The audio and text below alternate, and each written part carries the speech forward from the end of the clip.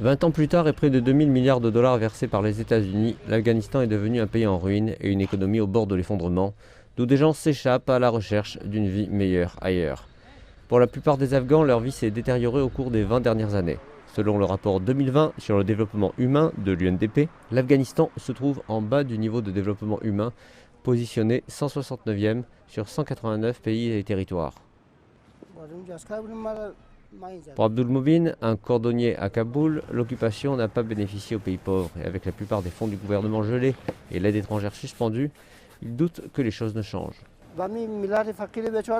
Rien n'a changé pour les gens ordinaires, car seules des listes ont été prises en compte pour l'aide. Rien n'a été fait. Les pauvres d'Afghanistan n'ont reçu aucune aide.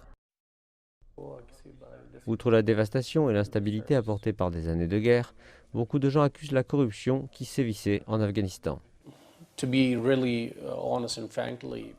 Pour être vraiment honnête, dans le précédent gouvernement, il y a eu peu de chance pour les gens qui n'avaient pas de relations particulières. Il y avait peu de chances pour quiconque n'était pas connecté. Il s'agit du népotisme, du copinage et du favoritisme. Mais les 20 dernières années n'ont pas été sans acquis. Davantage d'opportunités pour les femmes et les enfants pavent la voie pour une génération éduquée et qualifiée. Près de 20 ans plus tard, j'ai été capable de retourner à mon village. J'ai vraiment vu des changements positifs dans le développement de cette zone rurale. Les gens ici ont désormais accès à l'électricité générée par le soleil. Il y a des cliniques et des écoles. Il y a aussi des étudiants et un collège là-bas.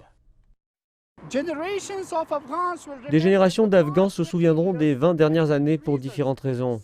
Certains les verront comme la guerre échouée de l'Amérique, tandis que d'autres considéreront que c'est une opportunité manquée pour améliorer les vies des Afghans.